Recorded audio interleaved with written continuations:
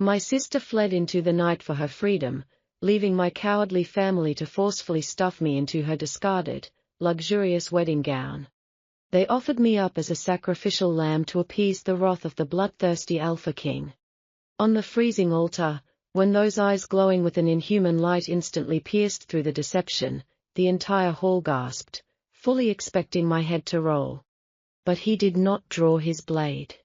Instead, the tyrant gripped my chin, yanking me flush against his chest. With a lethal, suffocating presence, he whispered, "The bride ran away. But from now on, you are the bride." They thought they had merely thrown a desperate lamb into the wolf's den. Little did they know, this beast was about to personally place the crown of their destruction upon my head. Welcome to Luna's secret library. Sometimes the most unexpected turns lead us exactly where we need to be. What happens next is something I never saw coming, and I think you'll find it just as surprising.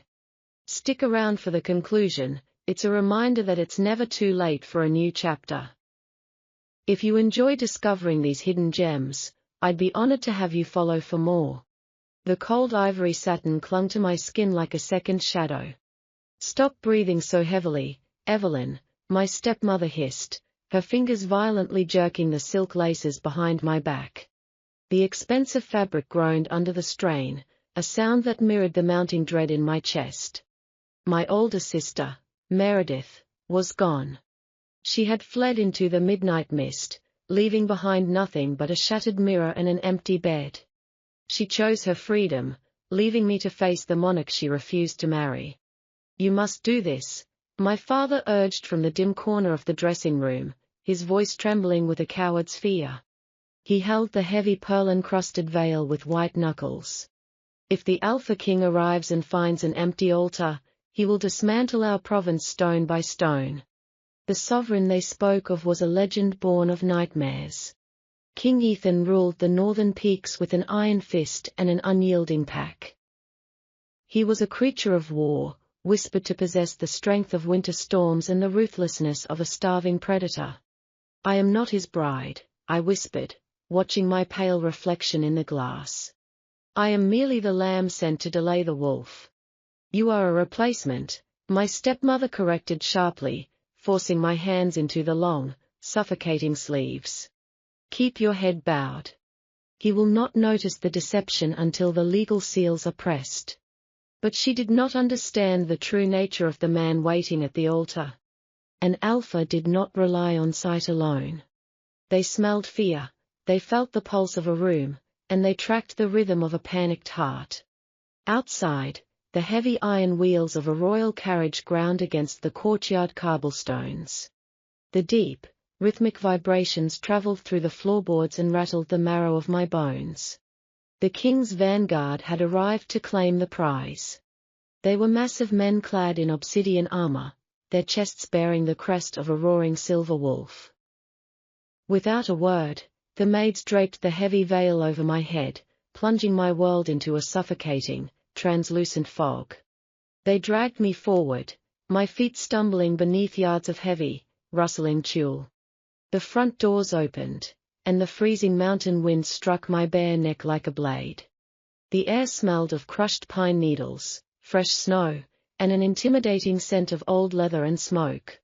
"Step inside," a guard commanded, his tone completely devoid of human warmth. I climbed into the carriage, and the heavy oak door slammed shut with a definitive, metallic thud. It felt exactly like the closing of a tomb. The horses let out a fierce cry, and the carriage surged forward into the dark, winding trails of the mountains. With every mile, the air grew thinner and colder. Frost began to spider across the glass windows, trapping me in a frozen capsule. I looked down at my hands, resting against the expensive lace that now felt like iron shackles. I was only 20 years old, an invisible daughter who spent her youth reading in the library. Now, I was being traded to save a family that had never truly looked at me.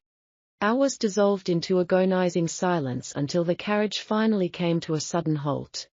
The massive iron gates of the king's fortress groaned open, welcoming the sacrificial offering. When my carriage door was pulled wide, a towering warrior extended his gauntleted hand. I placed my small, trembling palm into his cold leather grip and stepped onto the frozen earth. The grand hall of the fortress was immense, illuminated by hundreds of towering beeswax candles that cast long, dancing shadows against the granite walls. The air inside was thick with the scent of cedar wood, expensive incense, and something raw and dominant. At the far end of the long stone aisle stood a figure that commanded the entire room. King Ethan. He stood over 6 feet tall, his broad shoulders easily throwing a shadow over the altar. He wore a midnight blue tunic embroidered with silver thread, but he wore no crown upon his dark hair. He did not require a crown to look like a god of war.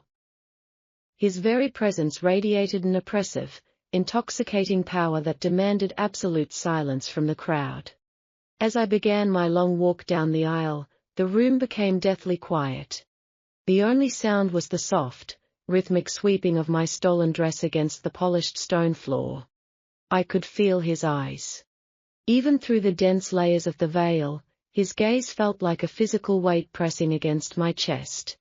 He did not move a muscle, he simply watched me approach, analyzing every step. When I finally reached the altar, the space between us felt supercharged, like the air before a lightning strike. The high priest began to recite the ancient vows, his voice echoing off the vaulted ceilings in a monotonous drone. I couldn't process a single word. My focus was entirely consumed by the steady, deep sound of the king's breathing right next to me. Do you, Ethan of the Silver Crest, take this woman to be your rightful queen, to share your throne, your pack, and your blood until the winter claims all? The priest asked. I do, the king answered.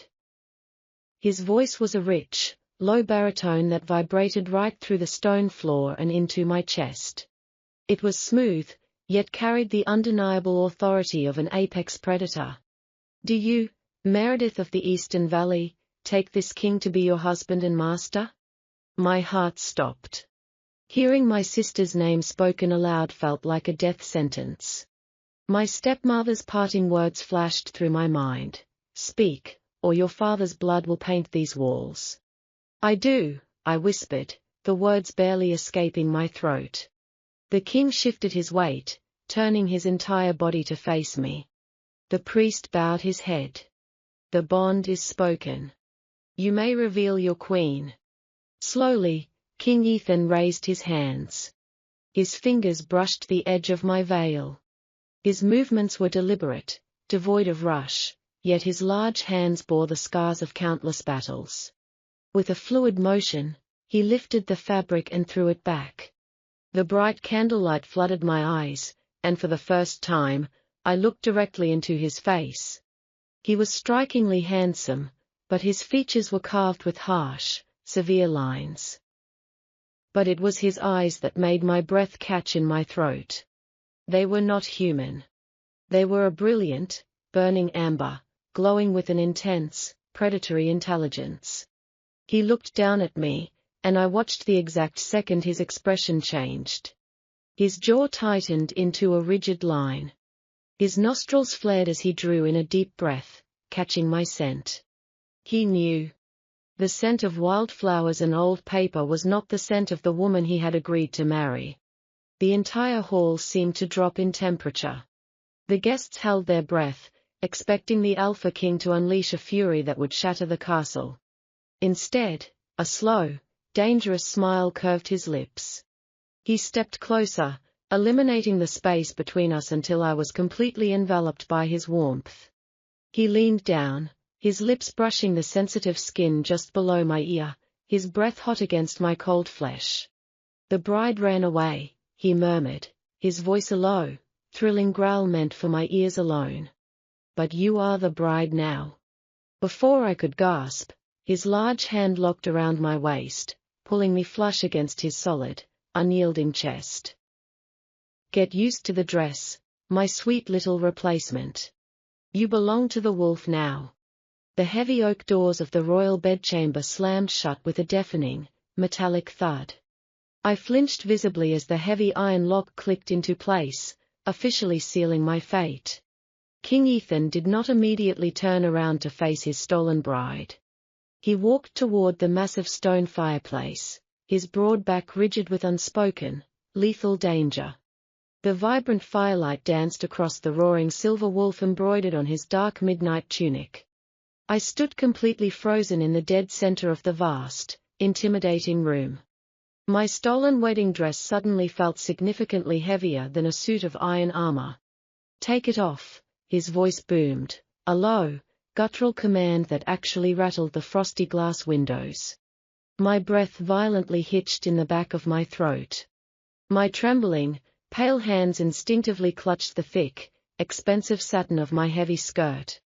"Your Majesty," I whispered, the two desperate words tasting like dry, bitter ash in my mouth. He turned around with agonizing slowness, his burning amber eyes locking onto my terrified gaze. "You are wearing the sickening scent of a coward, my little bird." He took a slow, highly deliberate step toward me, moving with the grace of an apex predator. Meredith was meant to be my queen, a useful political pawn to strictly secure the eastern borders. He took another step, and the ambient temperature in the room seemed to drop drastically. "But your pathetic family sent me a library mouse wrapped in stolen, imported silk."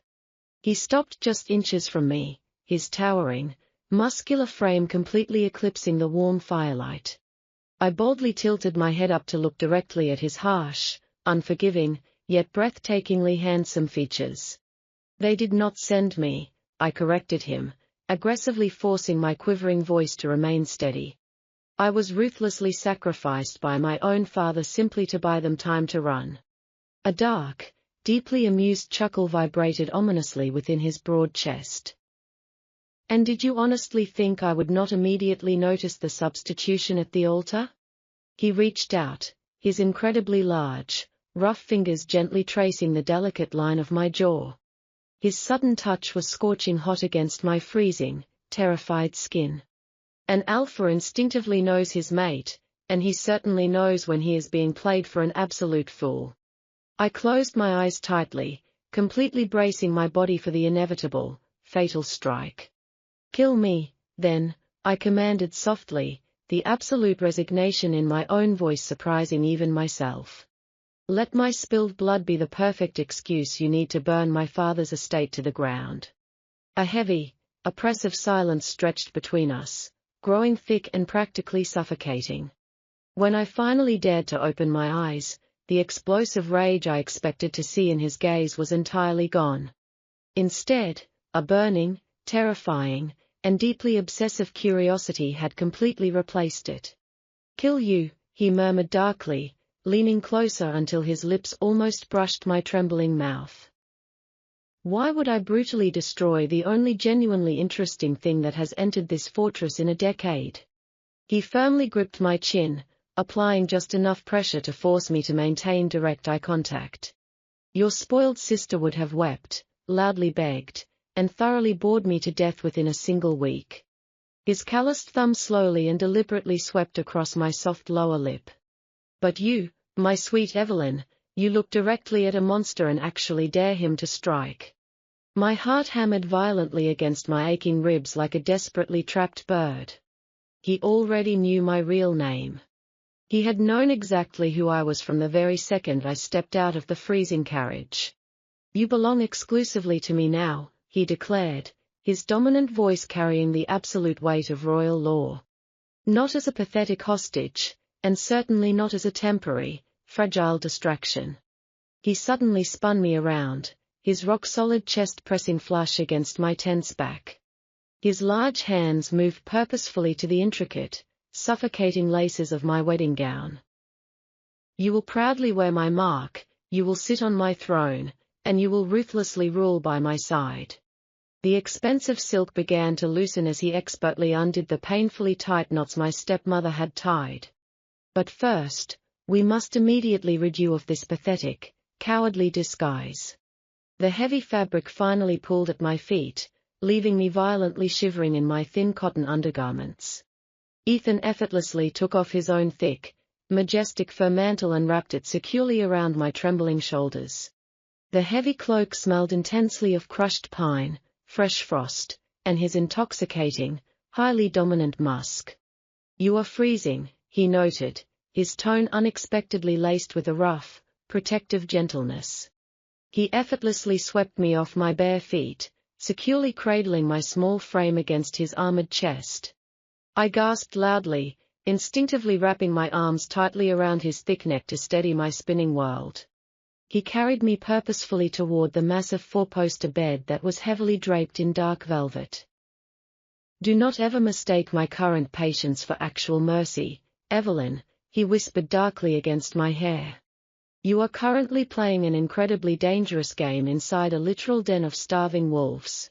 He laid me down gently on the soft furs, towering over me like a magnificent, overwhelmingly lethal predator.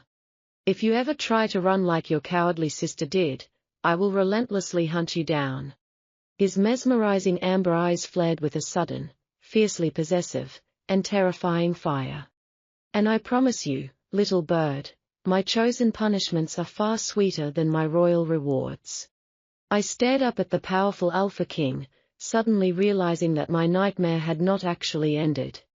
It had only just dynamically evolved into something far more complicated, and infinitely more dangerous. "I have absolutely no home left to run back to," I replied honestly, my voice holding steady despite my racing pulse. He paused his movements, his massive hands resting on either side of my head as he intensely studied my face.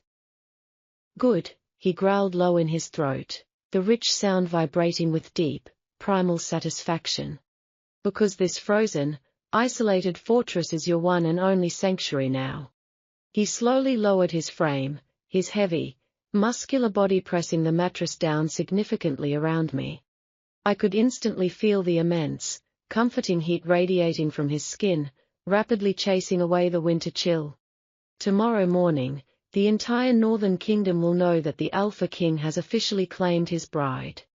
He gently brushed a stray, damp lock of hair away from my wide, observing eyes. "They will foolishly expect a weak, terrified little girl from the cowardly eastern valleys." His intense gaze darkened further, effectively pinning my very soul to the spot. "You will step out there and boldly show them a true queen." "I do not know how to be a ruling queen," I admitted quietly, a sliver of genuine vulnerability slipping through my carefully constructed defenses. A wicked, devastatingly handsome smirk slowly crossed his harsh face. "I will personally teach you, Evelyn." He leaned down smoothly, pressing a firm, searingly hot kiss directly against the racing pulse point on my neck. "I will teach you how to command the room, how to utterly break your enemies, and how to survive the long night." The raw, unfiltered power in his confident words ignited a strange, completely unfamiliar spark deep within my chest. For 20 long years, I had been absolutely nothing but a silent, easily ignored shadow in my own family's home. Now, the single most feared man in the entire realm was directly offering me a crown forged in ice and blood. He pulled back slightly, his piercing eyes desperately searching mine for any sign of lingering hesitation or fear. I resolutely did not look away from him. I firmly met the gaze of the terrifying beast, fully and willingly accepting the dangerous path laid out before me.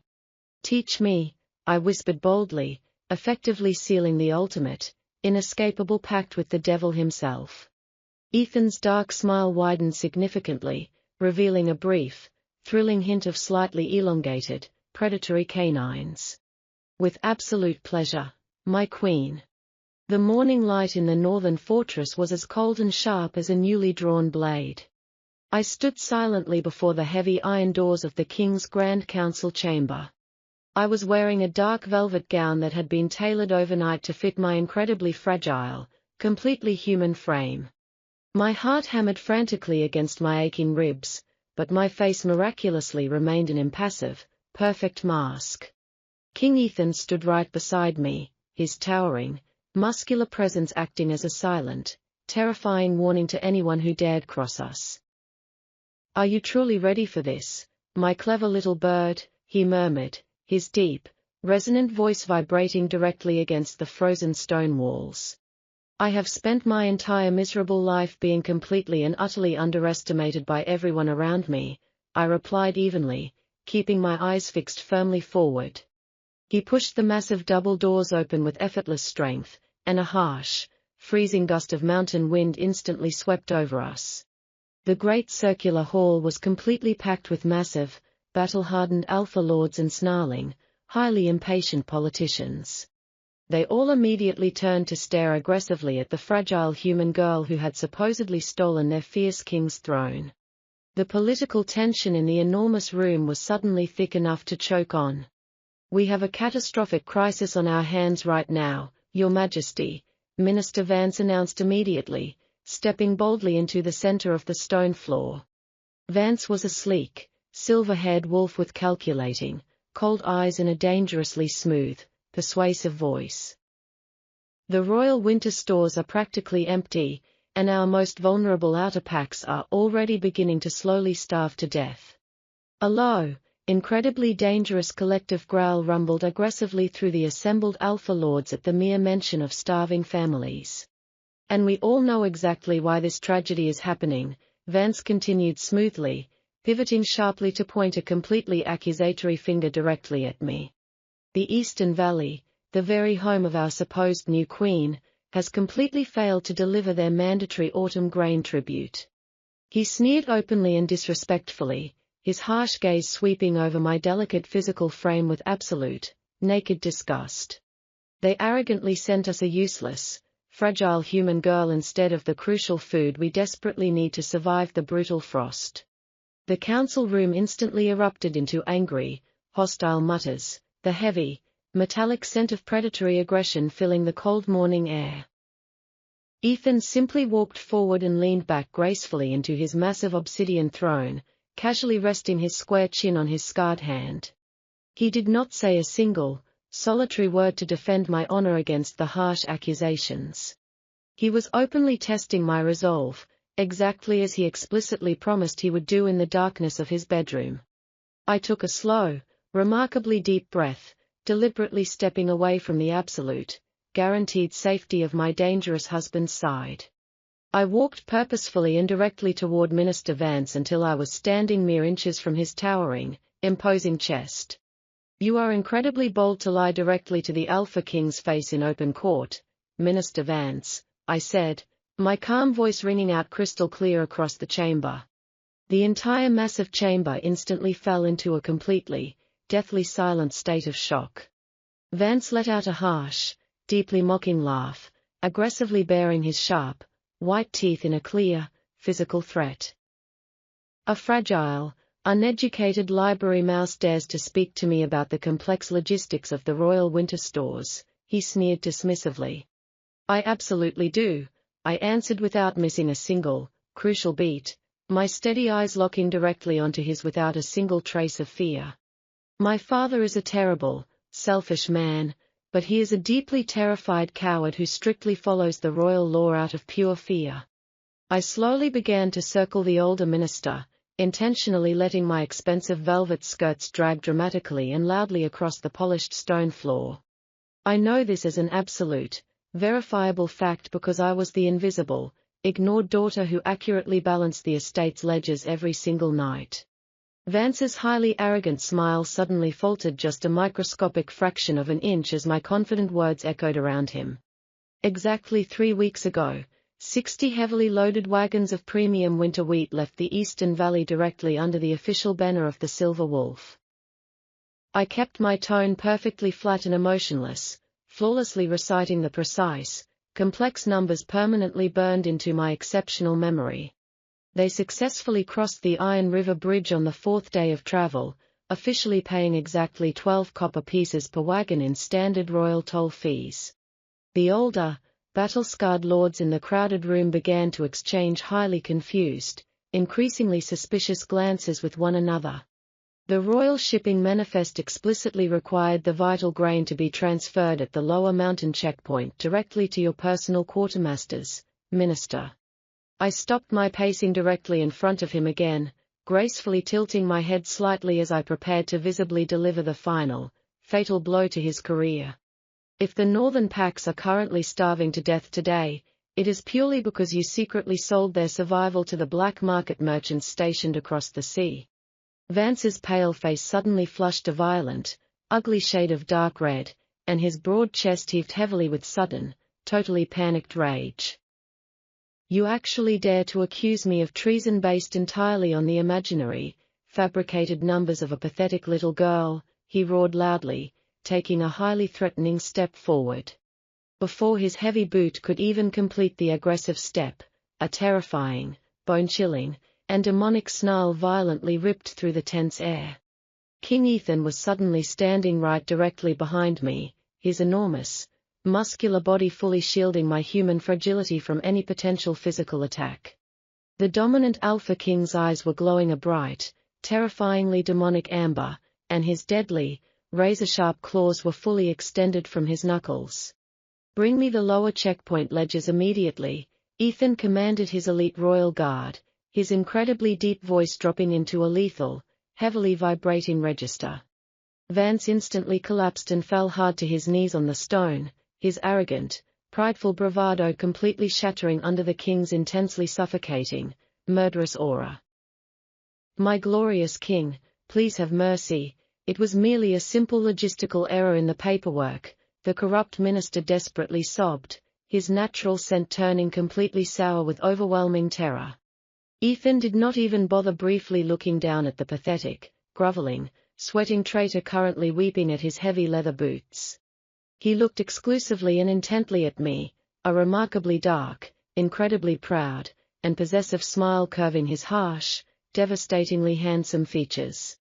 What exactly is the standard, royal penalty for stealing essential food from a starving wolf pack, my beautiful queen? Ethan asked smoothly, publicly handing me the ultimate, absolute authority in the room. I looked down coldly at the violently trembling man who had arrogantly tried to use my perceived vulnerability to cleverly cover up his own massive greed. He intentionally fed his own boundless greed while innocent children actively faced the deadly winter frost, I stated completely coldly, my heart successfully hardening to pure stone. Throw him immediately to the starving wolves in the outer courtyard. The heavy royal guards instantly stepped forward and mercilessly dragged the loudly screaming minister out of the massive iron doors, leaving behind a sudden, extremely absolute silence in their wake. Every single proud alpha lord currently standing in the massive room slowly, deliberately dropped down to one heavy knee, respectfully bowing their massive heads toward the royal throne. They were absolutely no longer bowing solely out of fear to their terrifying alpha king. They were finally bowing deeply to the ordinary, magicless human girl who actively possessed a strategic mind far sharper than any forged blade. Ethan gently wrapped his massive, incredibly warm arm tightly around my small waist, pulling me securely and intimately against his solid side. You did spectacularly out there today, my vicious little bird, he whispered directly into my sensitive ear, his hot breath sending an electrifying shiver violently down my spine. But the true, ultimate test of your survival has only just officially begun. He casually and dangerously nodded his dark head toward a mysterious, shadowy figure standing completely silently in the upper observation gallery. Because the powerful foreign man that Minister Vance was secretly selling our stolen grain to has just unexpectedly arrived at our fortress gates. Harsh, brilliant sunlight suddenly cut through the overcast winter sky, illuminating the frost-covered courtyard with a vivid, cinematic clarity. The massive iron gates of the fortress had been thrown wide open to admit the uninvited guests. Lord Harrison rode at the very front of his heavily armed mercantile convoy, his posture radiating sickening arrogance and unchecked wealth. He was a notoriously ruthless trade baron from the southern ports, draped tightly in exotic, expensive furs that clashed with the brutal aesthetic of the north. 50 highly trained mercenaries marched aggressively behind his carriage, their hands resting menacingly on the hilts of their steel swords. I stood perfectly still at the top of the grand granite staircase, my dark velvet dress practically absorbing the cold morning light. King Ethan stood intentionally half a step behind my right shoulder, an absolute, terrifying mountain of quiet, lethal power. Harrison dismounted his black stallion and strutted purposefully toward the stairs, completely ignoring my existence. King Ethan, I have traveled a grueling distance to collect the property that I rightfully purchased from your late minister, the Baron announced loudly. His overly confident voice echoed obnoxiously against the tall stone walls, completely lacking the necessary respect for a royal sovereign. I expect my 60 wagons of premium winter wheat to be loaded and ready for immediate departure. Ethan did not blink, nor did he offer the arrogant merchant a single syllable in response. Instead, the magnificent Alpha King slowly and deliberately rested his large, scarred hand gently upon my fragile waist. The subtle, highly public gesture was a definitive, unmistakable transfer of absolute authority. Harrison finally realized he was being forced to acknowledge the silent, fragile human woman standing before him. A highly offensive, deeply condescending smile twisted the merchant's weathered face. Forgive me, Your Majesty, but I strictly conduct my international business with actual rulers, not their pretty, imported bedwarmers. The massive courtyard instantly fell into a terrifying, suffocating silence. Every single northern guard currently stationed on the walls instinctively gripped their weapons tighter, waiting for the king to tear the man apart. Ethan's mesmerizing amber eyes flared with a sudden, demonic fire, and a low, chest-rattling growl began to vibrate deep within his throat. I immediately reached back and placed my small, bare hand gently over his massive, dangerously clenched fist. The simple, grounding touch instantly silenced the beast's rising fury, proving to the entire fortress exactly who controlled the Alpha's wrath. I took a slow, highly deliberate step down the stone stairs, deliberately projecting my voice to reach every corner of the courtyard. You have absolutely no valid business with the Alpha King today, Lord Harrison. My calm, icy tone sliced effortlessly through the freezing morning air, completely devoid of any human hesitation. You are currently standing in my sovereign territory, attempting to enforce an illegal contract signed by a freshly executed traitor. Harrison's condescending smile vanished instantly, replaced by a dark, ugly scowl of genuine irritation. I hold a signed, officially sealed document guaranteeing the immediate transfer of those goods, he snarled aggressively, pulling a parchment from his heavy coat. If you refuse to honor this legal agreement, my vast trading empire will permanently cut off all vital medical supplies to your frozen wasteland. He was actively attempting to use fear and intimidation to force my hand, assuming I was nothing more than a sheltered, ignorant girl. He severely underestimated the sheer, calculating ruthlessness of a woman who had survived 20 years in a family of emotional vipers. A contract is only considered legally binding if the selling party actually owns the physical goods they are promising to provide, I countered smoothly. I did not break eye contact as I gracefully descended another step, deliberately closing the physical distance between us.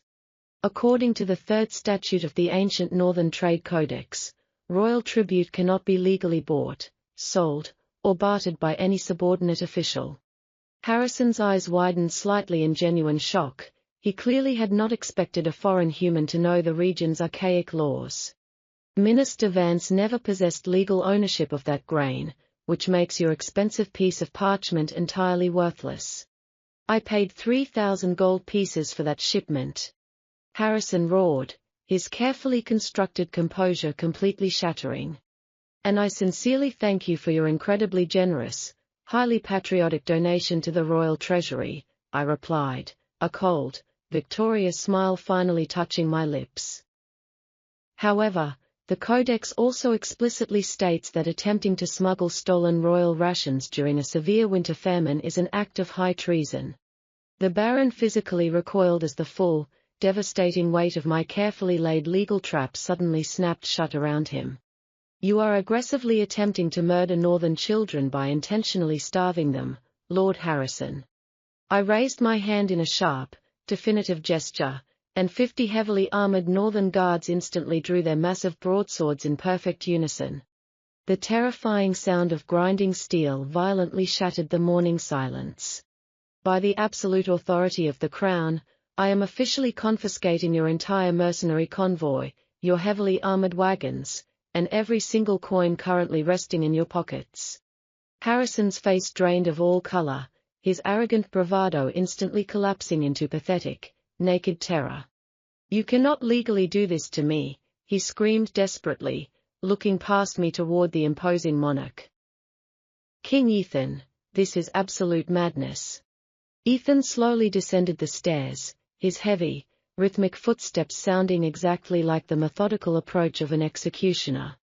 He stopped directly beside me, his towering frame casting a long, dark shadow entirely over the trembling merchant. "My brilliant queen has already spoken the absolute law," Ethan rumbled, his deep voice dripping with dark, intoxicating amusement. "You should consider yourself incredibly fortunate that her chosen punishments are purely financial, rather than physical." The Alpha King leaned down slightly, his glowing amber eyes locking onto the terrified man with absolute, lethal intent. "If it were entirely up to me, your severed head would already be permanently decorating my iron gates." Harrison fell to his knees in the frost, completely defeated by the terrifying combination of my flawless strategy and the king's absolute power. "Seize his entire caravan and forcefully escort him immediately back to the southern border on foot," I commanded the captain of the guard. The northern soldiers moved with brutal, terrifying efficiency, swiftly disarming the highly paid mercenaries without a single drop of blood being spilled. The immediate crisis was officially and decisively over, and the royal winter stores were now richer than they had been in a decade. Ethan turned his massive body fully toward me, completely ignoring the chaotic, noisy arrests happening just a few feet away. He reached out and gently cupped my cold face in his large, incredibly warm hands, his thumbs lightly brushing my cheekbones. The look in his burning eyes was no longer just predatory curiosity, it had rapidly evolved into profound, absolute worship. "You are the most magnificent, deeply terrifying creature I have ever witnessed in my entire life," he whispered fiercely, his voice raspy with raw emotion. "I simply used their own arrogant, blind assumptions against them," I replied softly, my heart suddenly racing for an entirely different reason. "You ruthlessly manipulated a wealthy baron, mathematically outsmarted a corrupt politician, and single-handedly saved my entire kingdom before breakfast." He leaned down and kissed me, a searing, incredibly passionate claiming that tasted like freezing wind and absolute, undeniable victory. "You were never a fragile little library mouse, Evelyn," he murmured against my lips, his intense gaze permanently branding my soul. "You were always a dormant, waiting queen, and I am the incredibly lucky beast who finally woke you up." The heavy oak doors of the royal study were securely closed against the violently howling winter wind. A massive, roaring fire crackled warmly in the grand stone hearth, casting long, deeply dancing shadows across the room. King Ethan stood exceptionally close behind me, his massive, muscular chest pressing a highly comforting heat directly into my back. We were currently leaning over an enormous, ancient map of the Northern Territory spread widely across the carved mahogany table. His rough, heavily scarred hand rested lightly over mine, physically and patiently guiding my delicate fingers across the jagged parchment coastlines. "The vulnerable southern mountain passes will be completely blocked by heavy snow within the next fortnight," Ethan murmured. His exceptionally deep, resonant voice sent a highly distracting, electric shiver straight down my sensitive spine. "We must strategically reposition the outer guard patrols immediately before the deadly ice fully sets in." I actively forced my rapidly racing mind to focus entirely on the complex military logistics he was patiently teaching me.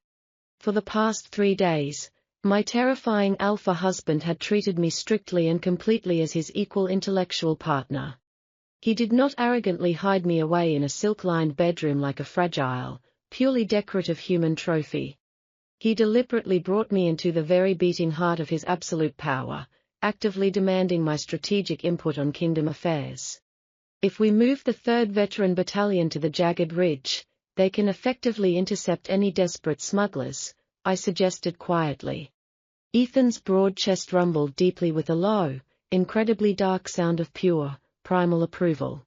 He slowly turned his handsome head, intentionally pressing his dangerously hot lips softly against the sensitive curve of my bare neck. My brilliantly calculating, wonderfully vicious queen, he breathed heavily against my flushed skin, sending a sudden rush of heat entirely through my body. Before I could turn completely into his intoxicating, dominant embrace, a sharp, frantic tapping suddenly shattered the intimate silence. A massive, midnight black raven was aggressively clawing at the thick, heavily frosted glass of the study window. The heavily armored royal guards immediately opened the thick pane, instantly allowing the freezing wind and the dark bird to enter the warm room.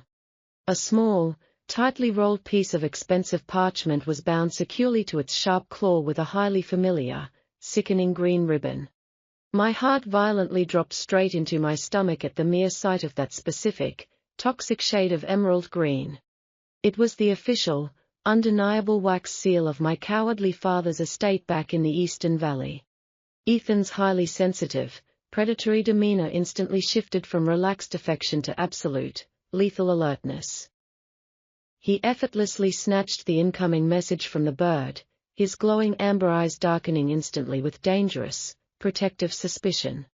"It bears the disgusting scent of cheap perfume and desperate, sickening fear," Ethan growled low, cautiously holding the unsealed letter out to me. My fingers trembled slightly as I violently broke the fragile wax seal and quickly unrolled the thick parchment. The highly elegant, overly elaborate handwriting belonged entirely to my cruel, relentlessly calculating stepmother.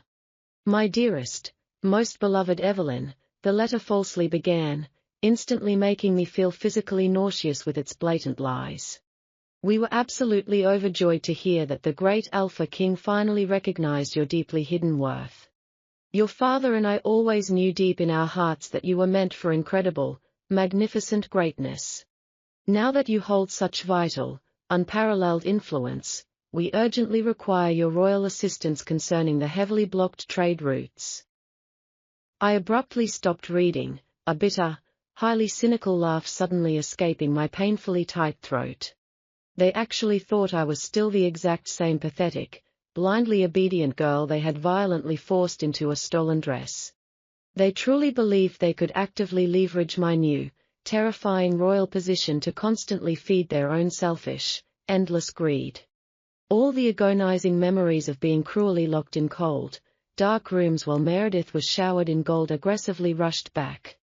The suffocating, heavy weight of 20 years of being treated like an invisible, entirely disposable burden actively threatened to crush my chest. I subconsciously gripped the fragile edges of the ancient map, my knuckles quickly turning a harsh, completely stark white. Ethan did not say a single, overly comforting word, nor did he try to violently rip the offensive letter from my shaking hands. He simply took a deliberate step closer, placing his massive, incredibly heavy hands firmly and securely upon my rigid shoulders. His silent, completely unyielding presence was a highly effective, physical anchor securely grounding me in the present reality. "They actually want me to officially pardon their outstanding kingdom debts and permanently open the royal borders for them," I whispered numbly. "And what exactly does the fierce Queen of the North wish to legally do about it?" Ethan asked smoothly, his deep tone entirely neutral. He was actively giving me the absolute, unchecked power to choose my own path, refusing to fight a deeply personal battle on my behalf. I took a slow, remarkably deep breath, intentionally allowing the intoxicating scent of crushed pine and his dominant musk to fully fill my lungs. I was absolutely no longer a helpless, terrified victim hopelessly trapped in the abusive shadows of the Eastern Valley. I was the undisputed, highly respected mistress of the most terrifying, heavily fortified mountain stronghold in the entire realm. I slowly reached for an empty piece of thick royal parchment and confidently picked up an expensive, heavy iron quill. I did not bother using polite, diplomatic pleasantries or soft, cowardly forgiving words in my response. "Any unauthorized mercantile caravan bearing the Eastern Valley crest will be immediately seized and completely burned upon entering Northern Territory." I wrote the harsh, uncompromising sentence with remarkably swift, aggressively dark strokes of pure black ink. The massive debt you currently owe for your previous cowardly treason must be paid entirely in solid silver by the next full moon. If you fail to meet this deadline, the Alpha King's vanguard will personally collect the payment in blood. Do not ever attempt to contact the Queen of the North again. I deliberately poured the hot, deeply scarlet wax directly onto the bottom of the page, forcefully pressing the massive royal wolf seal into it. I handed the completely brutal, unforgiving response directly to the waiting captain of the Royal Guard. Send this back to the Eastern Valley immediately without a single word of explanation, I commanded, my voice completely devoid of any trembling or hesitation. Then, I slowly walked over to the roaring stone hearth, still tightly holding my stepmother's incredibly manipulative letter in my hand. I stared down silently into the violent, hungry flames for one long, highly definitive moment of absolute closure. I deliberately dropped the poisonous parchment directly into the fire, watching it instantly curl, violently blacken, and quickly turn to ash. The heavy, suffocating chains of my miserable, entirely unloved childhood finally shattered into a million invisible pieces within my mind. Ethan confidently wrapped his massive arms securely around my waist from behind, comfortably resting his heavy chin directly on the top of my head. That was exceptionally ruthless, my beautiful, dangerous little bird, he murmured softly, his rich tone thick with profound, absolute pride. I simply burned a toxic bridge that was never structurally sound to begin with, I replied softly, willingly leaning my entire weight back into his solid strength. He slowly and deliberately turned me around in his strong arms, his intense amber eyes burning significantly hotter than the fireplace directly beside us. You have completely and permanently severed your ties to the past, Ethan stated firmly, his large hands resting highly possessively on my hips. Which means you belong entirely to the present, and absolutely exclusively to me. He swept me effortlessly off my feet, safely carrying my small frame purposefully away from the maps and directly toward the heavy velvet curtains of his private chambers. Tonight, there would be absolutely no more talk of kingdom logistics, winter wars, or the pathetic, defeated ghosts of my miserable past. The annual winter solstice festival completely transformed the bleak fortress courtyard into a brilliant, crystal-clear sea of carved ice. Dazzling morning sunlight refracted sharply through the towering, beautifully sculpted frozen wolf statues, casting bright, cinematic beams across the white snow. It was a highly vivid scene of undeniable, stark beauty that perfectly masked the inherent brutality of the Northern Kingdom. I walked proudly beside King Ethan, my heavy ivory fur cloak sweeping gracefully over the packed, glittering frost. The hardy citizens of the frozen realm bowed deeply as we passed, their eyes wide with genuine, hard-earned respect. They absolutely no longer saw a fragile, easily frightened human girl imported from the cowardly Eastern Valley. They saw the remarkably ruthless queen who had mathematically crushed a corrupt minister and single-handedly secured their winter survival. Ethan kept his massive, incredibly warm hand resting highly possessively against the sensitive small of my back. His burning amber eyes constantly scanned the cheering crowd, his deeply ingrained apex predator instincts never fully resting. They genuinely adore you, he murmured softly, the deep vibration of his muscular chest sending a comforting thrill entirely through me. They adore the warm-bred and highly secure borders that I represent, I corrected him calmly with a completely practical, unromantic smile. He let out a low, incredibly rich chuckle that was suddenly and violently cut short.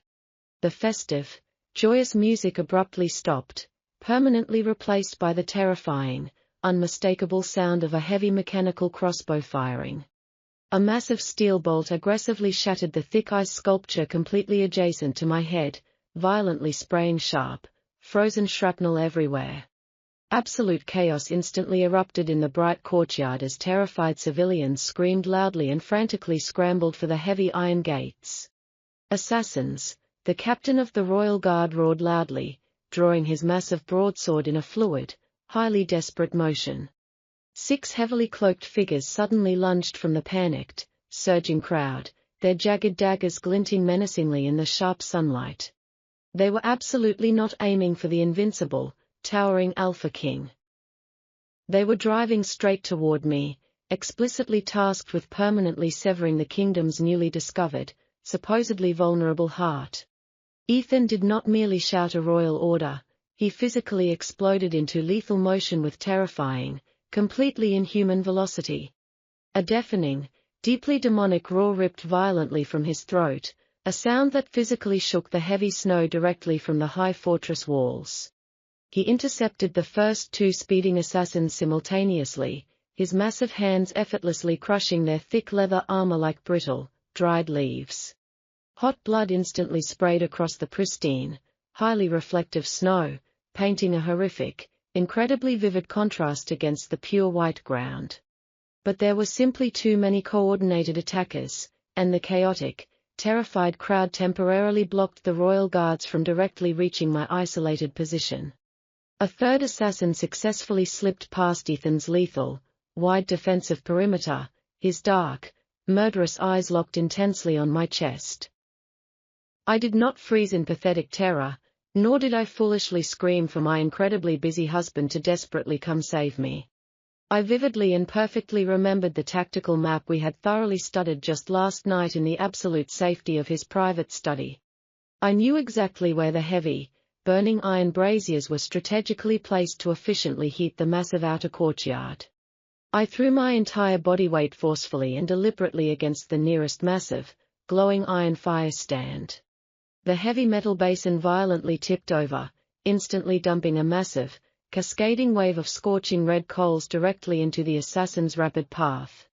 He shrieked loudly in sudden, blinding agony as the intensely burning embers literally melted straight through his expensive leather boots. I did not hesitate for a single, solitary second as he stumbled blindly and helplessly in the agonizing heat. I swiftly pulled the small, razor-sharp hunting dagger that Ethan had quietly slipped into my dark velvet bodice early that very morning. With two steady hands wrapped firmly around the carved bone handle, I drove the cold steel directly up into the struggling assassin's exposed throat.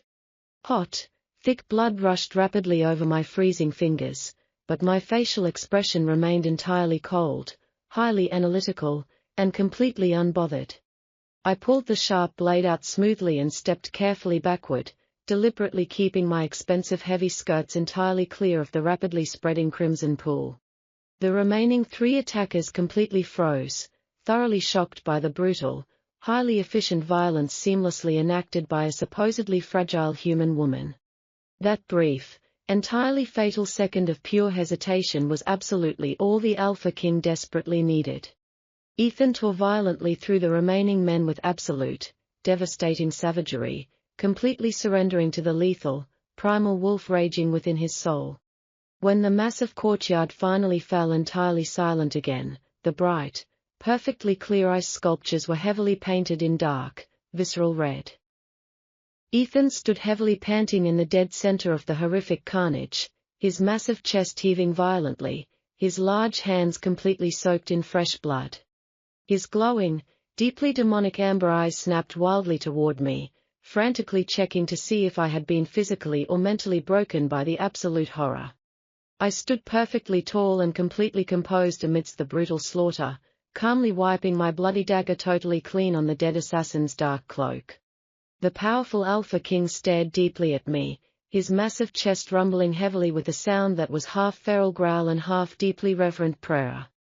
He slowly walked heavily over the broken bodies and fell deliberately to one knee directly in the wet, blood-stained snow right before me. He took my small, completely blooded hand gently in his massive ones and pressed a deeply worshipful, entirely submissive kiss directly against my stained knuckles.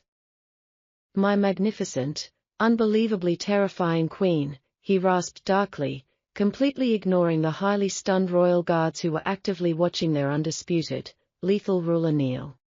"I simply refuse to let southern trash completely ruin such a beautifully clear winter morning," I replied smoothly, my voice completely steady despite the racing adrenaline. I had fully and undeniably proven to the entire realm that I absolutely did not require magic or sharp fangs to ruthlessly protect the king's territory. The piercing winter wind carried the heavy, unmistakable metallic scent of copper and dark ash across the completely silent courtyard. Every single surviving citizen and heavily armored soldier watched the astonishing, cinematic scene with wide, completely breathless disbelief. Their terrifying, entirely legendary Alpha King was willingly and publicly kneeling in the cold snow before a magicless, purely human bride. He was absolutely not kneeling entirely out of blind romantic love or foolish, fleeting passion. He was actively and proudly kneeling out of profound, absolute respect for a true, highly equal warrior who possessed a brilliant, undeniably lethal mind. "Clean this disgusting mess up immediately," Ethan finally commanded, his deep, resonant voice easily cutting through the frozen, heavy silence. He stood up remarkably gracefully, effortlessly lifting my small, completely steady frame securely into his massive, highly protective arms. "We are going immediately back inside to the warmth," he declared firmly, his burning amber eyes never once leaving my perfectly calm face. "I believe I have definitely earned a very hot bath and a remarkably quiet evening," I agreed softly, resting my tired head securely against his heavily armored shoulder. The cowardly assassination attempt was brutally designed to violently expose my physical human weakness to the watchful, highly judgmental northern Pax. Instead, it spectacularly and permanently solidified my absolute, deeply terrifying reign over the entire icy kingdom. The massive iron doors of the king's inner sanctum were heavily barred from the outside. No royal guard dared to remain in the freezing, pitch-black corridor. The brutal, unrestrained slaughter in the bright courtyard had severely triggered an ancient, terrifying bloodlust.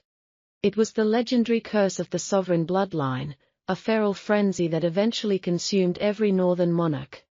I stood completely alone in the dead center of the dark, cavernous room. The only source of light was the dying, dark red embers of the massive stone hearth. A low, entirely inhuman snarl vibrated violently from the darkest corner of the vast chamber. Ethan was absolutely not standing upright like a proud, victorious king. He was crouched aggressively on the cold stone floor, his broad shoulders heaving with ragged, desperate breaths. His glowing amber eyes were fully feral, completely stripped of their usual sharp, calculating intelligence. His elongated claws dug mercilessly into the solid granite, actively tearing deep, jagged gouges into the stone. "Leave," he growled, the single word sounding like a painful, physical tearing of his own throat. "If you step any closer, I will absolutely not be able to stop the monster from claiming you." The thick, oppressive air in the room was entirely saturated with his overwhelming, highly volatile alpha pheromones. It was an intoxicating, deeply terrifying scent of crushed pine, raw ozone, and pure, unfiltered dominance. Any ordinary human woman would have immediately fainted from the sheer, crushing biological pressure. I did not retreat a single inch toward the locked iron doors. I slowly and deliberately removed my heavy velvet cloak, letting it fall silently to the cold floor. I had successfully used logic, mathematics, and cold strategy to conquer his arrogant lords and external enemies. But this specific, highly dangerous battle could never be won with an analytical mind. It required absolute, terrifying vulnerability. "I am not leaving you, Ethan," I said, my voice completely steady, a soft beacon in the crushing darkness. I took a slow, highly deliberate step forward, my bare feet practically freezing against the icy stone. Another terrifying, bone-rattling snarl ripped from his chest, a clear, desperate warning to protect me from himself. "You are currently losing your mind to the ancient winter curse," I continued, closing the dangerous distance between us. "The old scrolls claim that an alpha king without a true, equal soul anchor will inevitably become a mindless nightmare." I stopped merely an arm's length away from the crouching, heavily panting predator. "But you are absolutely not a monster." I slowly dropped down to my knees, placing my fragile human body completely at his non-existent mercy.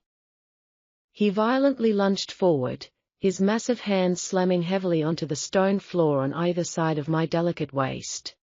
His dangerously sharp teeth bared menacingly, mere inches from my exposed, frantically pulsing throat. I could actively feel the searing heat of his breath, smell the dark copper of the blood he had shed entirely for me.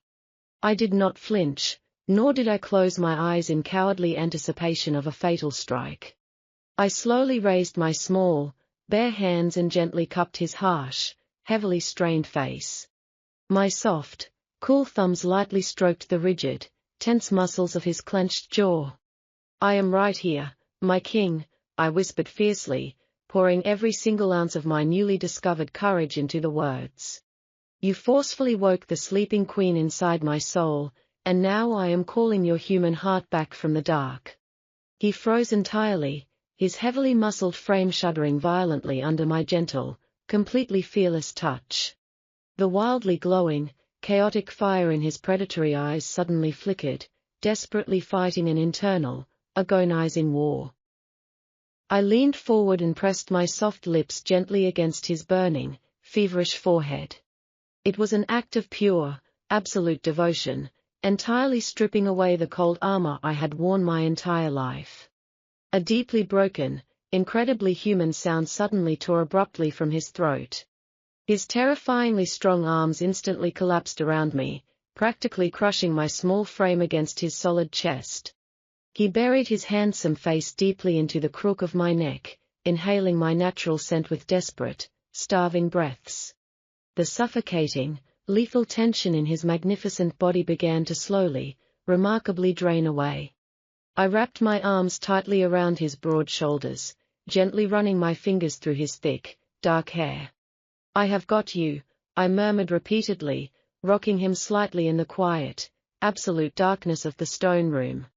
"The bloodlust is entirely gone, Ethan." The undisputed, terrifying ruler of the North clung to my fragile human body like a drowning man clutching a vital lifeline. "Every single king before me eventually succumbed to the feral madness," he confessed hoarsely against my sensitive skin. "They forcefully took terrified, fragile brides who only ever feared the beast and never actually saw the man." He slowly pulled back just enough to look deeply into my eyes, his own amber gaze now entirely clear, endlessly deep, and painfully tender. "You did not just legally save my kingdom today, Evelyn." He gently pressed his rough, scarred palm entirely flat against the frantic, rhythmic beating of my heart. "You successfully anchored my damn soul." The profound, inescapable truth of his words hung heavily and beautifully in the quiet, freezing air. Our relationship was absolutely no longer merely a strategic alliance forged in a stolen wedding dress. It had fully transformed into a legendary, unbreakable bond that boldly defied the ancient, brutal laws of nature itself. He leaned down and kissed me, completely differently than he ever had before. It was not a dominant, fiery claiming of royal territory. It was a slow, incredibly deep, and entirely worshipful surrender. I eagerly opened my mouth for him, willingly accepting the heavy, beautiful burden of being the beast's one and only salvation. The suffocating gloom of the notoriously long winter finally broke, making vital way for the most magnificent morning the Northern Kingdom had ever actively witnessed. Today was absolutely not merely a joyous, simple celebration of successfully surviving the brutal, deadly frost. It was the heavily anticipated, highly official coronation of the completely undisputed, undeniably brilliant Queen of the North. The grand, cavernous throne room was practically overflowing with thousands of powerful lords, wealthy foreign dignitaries, and deeply terrified merchants. Even the highly arrogant envoys from the southern empires had traveled for exhausting weeks just to witness the legendary human who had successfully tamed the legendary beast. They stood in nervous, heavily guarded clusters, sweating profusely despite the freezing, sharp draft of the massive stone hall. I stood completely quietly in the lavish, heavily guarded antechamber, staring directly and analytically into the tall, polished silver mirror. I was absolutely unrecognizable from the terrified, heavily trembling little girl who had been violently shoved into a stolen, cheap wedding dress. My loyal maids carefully draped a magnificent, breathtakingly heavy gown of spun frost silk and expensive midnight velvet securely over my fragile shoulders. An enormous, deeply luxurious royal cape of pure silver wool fur trailed endlessly behind me, permanently replacing the cowardly, pathetic silks of my dark past. Every single, highly expensive piece of my royal attire was carefully designed to project absolute, terrifying, and completely undeniable authority. The heavy, massive iron doors of the great hall finally groaned open with a deafening, incredibly dramatic, and echoing boom. Hundreds of golden, highly expensive beeswax candles instantly flared significantly brighter, highly illuminating the long, pristine white marble runner. The massive, highly chaotic crowd immediately fell into a deathly, completely suffocating silence the exact, terrifying second I confidently stepped into the warm light. I walked steadily forward with slow, highly deliberate, and exceptionally predatory grace. I absolutely did not nervously lower my head or submissively avoid the intense, highly judging stares of the visiting, massive alphas. I boldly met their wide, deeply shocked eyes completely head-on, silently daring a single, foolish one of them to openly challenge my absolute right to rule. At the far, elevated end of the endless marble aisle, my magnificent, deeply terrifying Alpha King waited patiently and proudly for my arrival. Ethan stood exceptionally tall before the ancient, highly intimidating royal thrones carved entirely from massive, prehistoric monster bones. He was heavily draped in his finest, intricately embroidered royal armor, looking exactly like an invincible, deeply terrifying, and bloodthirsty god of war. But the exact moment his intensely glowing amber eyes locked securely onto my approaching figure, the fierce, unyielding warlord completely vanished. His harsh, devastatingly handsome, and heavily scarred features immediately softened into a highly public look of pure, unchecked, and absolute worship. I finally reached the heavily elevated stone dais, and he immediately extended his large, deeply scarred hand securely down to me. I placed my delicate, completely bare fingers confidently into his solid, incredibly warm grip, gracefully stepping up to stand perfectly and undeniably equal beside him. The ancient high priest of the old gods stepped forward highly nervously, carefully carrying a heavy velvet cushion holding the legendary, terrifying crown. It was a brutal, incredibly beautiful, and dangerous masterpiece forged completely from jagged black iron and encrusted with bleeding, deep crimson rubies. Ethan absolutely did not allow the trembling, fragile priest to actually perform the sacred, highly ancient royal honor. He stepped forward authoritatively and firmly took the heavy, intimidating iron crown directly into his own massive, heavily calloused hands. He turned his large body fully toward me, completely ignoring the thousands of watching, deeply stunned, and entirely silent subjects. You arrived at my highly fortified, frozen gates as a supposed sacrifice, a tiny, fragile little bird meant to briefly delay a starving monster. Ethan's deep, highly resonant voice easily boomed across the vast hall. His incredibly powerful, deeply vibrating words physically shook the stone floor, actively commanding the absolute, undivided attention of every single soul present. But you brutally proved to this entire arrogant, highly flawed continent that true, undeniable strength absolutely does not strictly require sharp fangs or ancient magic. He took a slow, highly deliberate step significantly closer, his intense, burning gaze permanently searing my very soul with overwhelming, absolute devotion. You actively possess a brilliant, ruthlessly calculating mind that has officially, thoroughly, and permanently conquered my entire savage heart. He slowly, reverently, and firmly placed the heavy, jagged black iron crown directly and perfectly onto my dark hair.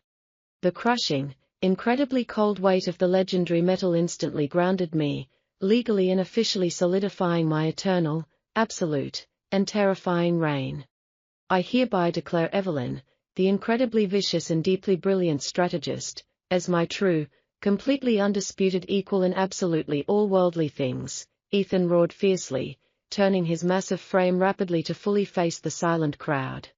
Her softest, quietest whisper will permanently carry the exact same, absolute lethal weight as my sharpest, deadliest heavy blade. He dramatically drew his massive, incredibly heavy broadsword with a terrifying, loud metallic scrape and aggressively slammed the heavy hilt directly against his armored chest. Anyone who foolishly dares to blindly disrespect her brilliant mind will be immediately, mercilessly fed to the starving winter wolves. The entire, completely packed grand hall suddenly moved in perfect, highly coordinated, and completely terrified, obedient unison. Thousands of massive alpha lords, wealthy foreign royals, and highly seasoned warriors dropped instantly and heavily down to one knee. The deeply satisfying, collective thud of their heavy iron armor violently hitting the cold stone floor echoed exactly like roaring thunder.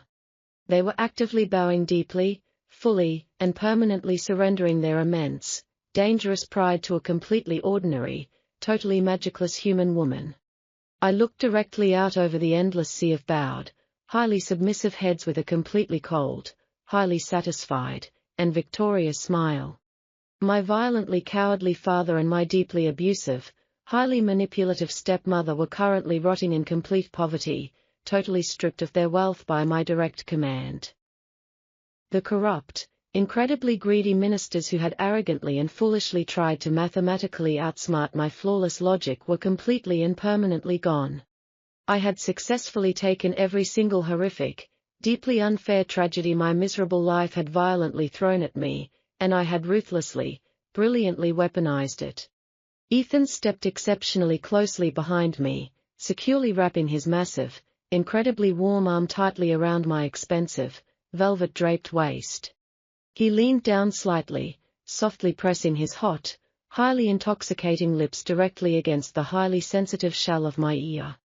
"You are finally and permanently sitting exactly where you truly belong, my beautiful, deeply dangerous, and completely lethal queen," he whispered darkly, his hot breath sending a wild, electrifying shiver violently down my spine.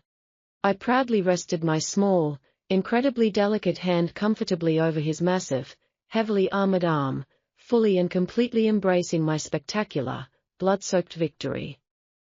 I had successfully survived the deadly, deeply suffocating den of the starving wolf, and in the very end, I had completely, absolutely mastered the terrifying beast. 5 full, highly prosperous winters had officially passed since the heavy crown of black iron was permanently placed upon my head. The northern fortress was absolutely no longer a dark, terrifying prison constructed of brutal stone and endless, suffocating shadows. It was now the single most prosperous, heavily guarded, and immensely wealthy global trade hub in the entire known realm. Brilliant, exceptionally crystal-clear sunlight poured endlessly into the newly expanded, magnificent grand courtyards. The ancient architecture had been completely redesigned to aggressively capture a highly cinematic, breathtakingly bright, and clear aesthetic. Massive, flawlessly polished glass windows framed the towering snowy peaks perfectly, creating a stunning, high-definition panoramic view. Heavy merchant caravans from the arrogant southern empires now willingly lined up for miles just to safely enter our heavily fortified gates. They absolutely did not come bearing forced, pathetic tributes out of paralyzing, desperate fear. They came eagerly carrying exotic spices, incredibly heavy gold bars, and rare, expensive silks to legally and fairly trade with the Winter Queen. I sat comfortably at the massive mahogany table in the royal study, my elegant fingers smoothly tracing the incredibly complex financial ledgers. There was absolutely no hidden magic or supernatural power flowing through my completely ordinary, fragile human veins. My ultimate, completely undisputed superpower was, and always would be, a fiercely calculating, terrifyingly cold mind. The heavy oak doors opened entirely silently, and the towering, magnificent Alpha King stepped purposefully into the bright, sunlit room. Ethan had not aged a single, solitary day. He remained a terrifying, breathtakingly handsome, and completely invincible apex predator.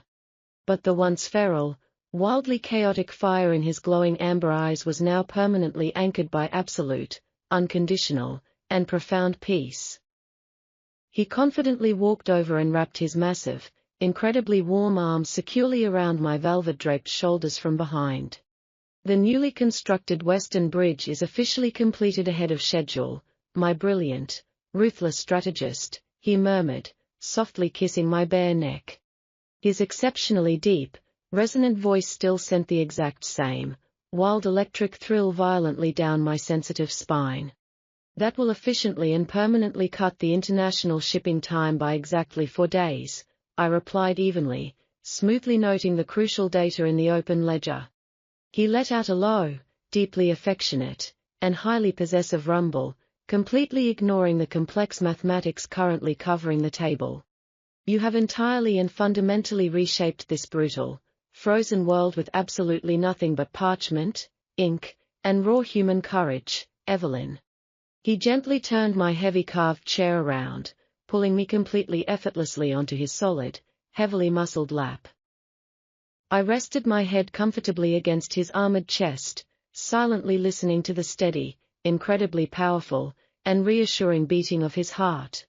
I vividly remembered the pathetic, trembling newly appointed ambassador from the Eastern Valley who had foolishly arrived just that morning. He had practically trembled entirely out of his expensive leather boots when I mathematically and coldly dismantled his incredibly flawed trade proposals. The arrogant man had looked desperately at Ethan, silently and pitifully begging the terrifying Alpha King for a single shred of masculine mercy. Ethan had simply laughed aloud, a dark, incredibly chilling sound that echoed violently against the high, perfectly clear glass windows. Do not ever foolishly look at me when the undisputed sovereign master of this fortress is actively speaking to you, Ethan had growled with lethal, absolute authority. The terrified ambassador had instantly fallen to his knees, utterly and completely broken by the sheer, combined weight of our united, unbreakable rule. Now, in the absolute privacy of our sun-drenched sanctuary, the terrifying warlord was simply a deeply devoted, passionately loving husband. Down in the bustling, highly wealthy lower city, traveling bards were actively singing highly exaggerated, mythical tales of my legendary, dramatic arrival. They loudly sang of a fragile, deeply terrified human girl who was violently forced into a stolen, cheap wedding dress by her cowardly family. They passionately sang of a cruel, abusive stepmother who foolishly and blindly threw a quiet library mouse directly to a starving, bloodthirsty wolf. They entirely and fundamentally missed the most important, deeply terrifying truth of the entire epic story. The terrifying, invincible northern wolf never actually stood a single, solitary chance of winning that war. I reached up slowly and gently traced the harsh, beautifully scarred line of my magnificent husband's strong jaw with my bare fingertips. He immediately closed his piercing eyes and leaned deeply into my soft, human touch with absolute, unbroken, and eternal devotion. The scared, unwanted bride had run away into the misty, forgotten darkness a very long time ago. But the true, undisputed Queen of the North was officially here to stay forever.